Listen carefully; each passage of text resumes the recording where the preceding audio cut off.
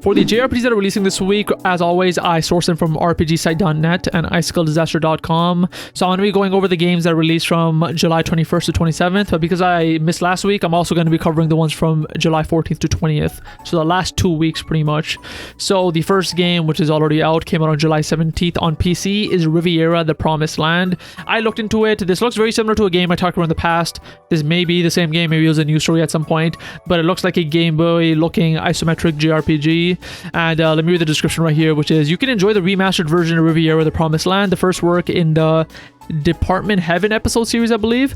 It's equipped with various additional convenient functions. The ease of play functions have been improved. It's full of elements and will satisfy everyone from first-time players to experienced players. So yeah, it pretty much just seems like a classic JRPG. Like the sprites also look kind of like they weren't remade, they look like upscale, so it has that type of look to it. And this is a description that's more of the actual like game, which is: at the behest of Hector, who is one of the 7th Magi, the Grim Angel Ein and his familiar Rose, along with another Grim Angel named Leda, all head to Riviera, an island floating in Asgard. On the way, Ursula, the guardian of Riviera, appears and is thwarted by the Grim Angel's intrusion. Ein, whose memories were sealed by Ursula's attack, wakes up in Elendia, where the spirits live. I almost feel like I read this exactly before, so I think I did talk about this at some point at a news story, and now that it's out now. So it came out on July 17th. Honestly, visually and like combat-wise, which looks like, you know, classic JRPG, it looks interesting to me. This is the type of game which like I may one day, if I really want to, get on my Steam Deck or something and play. I don't really have time right now, but this is definitely a game that I feel like I would play at some point if I like ever really needed a game to play, rather than just skipping over it.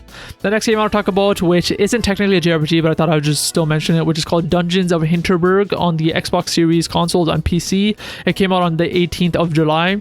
It's not a JRPG. It looks dope. It's kind of like this 3D game, but in case someone was interested, I thought I'd bring it up. It has this kind of like 3D cel-shaded look, but based on like the trailer, the environments look super cool. So there's this one environment where there's like glowing crystals in a cave. There's one where like you're just like on snowy mountains. There's another one where you're like in this poisonous swamp looking place.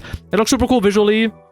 Gameplay wise, it's kind of, it feels like, at least from the trailer, like it's an open world adventure type game. So yeah, and there's like a description I guess I should read, which is: armed with a sword and a tourist guide, explore the beautiful Alpine village of Hinterberg and uncover the magic hidden within its dungeons. Master magic, solve puzzles, slay monsters. All this and more await you in Hinterberg. So yeah, pretty much what I mentioned. Looks like a open world adventure puzzle game almost, but yeah, technically not a JRPG, still look cool. That's why I thought I'd mention it. Now on the 25th of July, which is tomorrow from when I'm recording this, on the Switch, Tokyo Xanadu EX Plus is being released. Now this is a game I can recommend. It's really fucking good. If you don't know what this game is, as you probably know if you've listened to this podcast, I love the Tearal games. This is a game made by the Tearal developers, and pretty much what they did is they took the technology of Tearal, like the actual like engine or whatever, and just made their own game. And that's what it is. So it has the same bonding mechanics, it has the same visual style. In some instances, it has the same character models for some characters, which is very interesting. And they pretty much just made their own world and their own story and their own characters and just made a story out of that. And so I always pretty much recommend this game if you ever want to try a Trails of Cold Steel game without, you know, dumping all the time to Trails of Cold Steel, because that is, you know, like a tetralogy. Try Tokyo Xanadu EX Plus. I think gameplay wise, you pretty much get the same experience. The only main difference is, instead of the turn-based combat of Trails of Cold Steel, Tokyo Xanadu EX Plus has real-time combat, which was pretty fun. It's very simple, but it's enjoyable, and it may be good to get into right now because I believe Trails as a series is going to be moving to real-time combat in the future. Maybe in Japan it already did, but that is a change they're making. So like, we might as well get used to it in this game. And it is a single game, so you can like kind of be done with it. And also I believe it is like, it takes place in modern times too. Like it takes place in, actually it's called Tokyo Xanadu. I was gonna say it takes place in Tokyo, so it is, there's not that much of a barrier of entry. It's very good. And also this is the EX Plus version, and I believe there's multiple differences, but I believe the main difference is there is a character that's in the story which is very interesting, that's a mystery, which I won't spoil. But in the EX Plus version, you get to play as them between every chapter. So every time you do a chapter of the main game, there's gonna be like a side chapter where you get to play as them and do their story, and then you go back to the main chapter and you keep doing that until like they kind of converge. And so if you're interested at all, I would say check it out. It's coming out on Switch. It's already out on Steam a long time ago. I believe it's on PlayStation 2. And so yeah, I can't recommend it enough. It's a very cool game. And the last release date, which is on the 26th of July, also on the Switch, is One Piece Odyssey.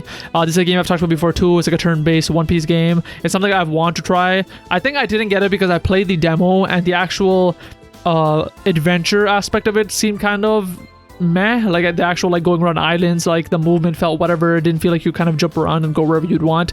Something you would kind of want to do as when you're playing as Luffy. And while the battling seemed cool, I did think also that the battling seemed kind of, I can't think of the right word. I want to say nauseous, but that's not the right word. Is like you'd go into battle and then they would like randomly place all your characters, and each of your characters would be surrounded by enemies, and I never had a good idea of where everyone was. So like I'd be playing as Luffy, I'd see 3 bad guys, and I'd see like Usopp all the way in the distance with his own bad guys, and then when you're done, then it would go to Usopp, and then when you're done with him, it would go to Zoro and he's somewhere else. And I was never sure like how many bad guys there were and like what the field actually looked like. So like the battling seemed kind of weird. The actual battle system I thought was really fun and was really cool, and for a turn-based game was very interesting, but because of those issues I just didn't end up buying it. I do think I'll play it at some point because it is an original story and you do get to go through the kind of big points of the actual series like Marineford and things like that, and so maybe I'll try it at some point when it's like cheaper. But yeah, One Piece Odyssey is now finally coming to Switch on the 26th of July, and that does it for the release dates of JRPGs this week, actually the last 2 weeks technically.